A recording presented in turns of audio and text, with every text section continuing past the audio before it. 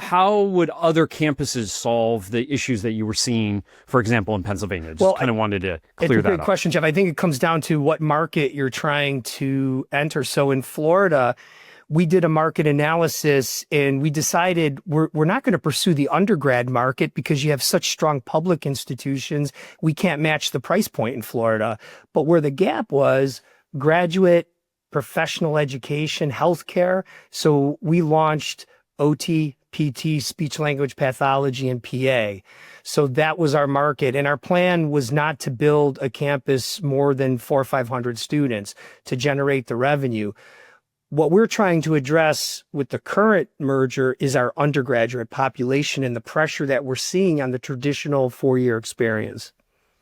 Super interesting. So then you're talking, right, about how you're seeking a college to merge with. You have criteria.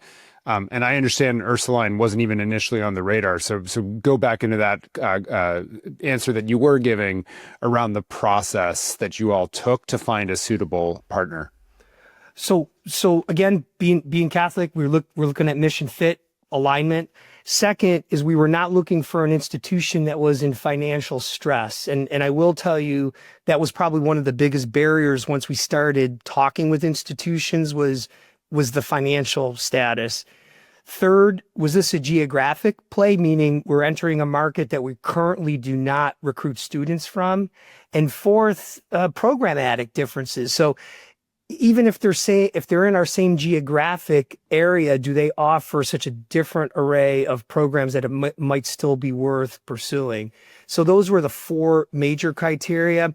So as we continued to move the initiative forward in March of 24, I started having conversations with different college presidents, and I will tell you that they were interesting. I can group it into two categories. To be honest, there were institutions that we could see their publicly available data, look at finances, and said, "Hey, do you want to talk?" And the answer was, "No, we're good. We don't, we're good. We're not interested." I said, "Okay." And then there was another group of schools that they wanted to talk and they wanted to merge yesterday because of the financial situation.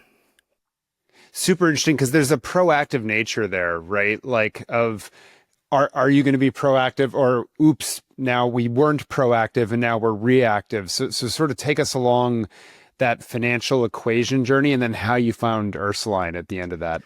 Sure. So, as we were looking at several institutions, and we did sign a couple NDAs and started to do some preliminary due diligence, and the biggest issues was the financial situation, meaning high debt ratios, and institutions that did not have cash availability to continue to move any type of initiatives. And when I mean move initiatives forward, it's not new initiative.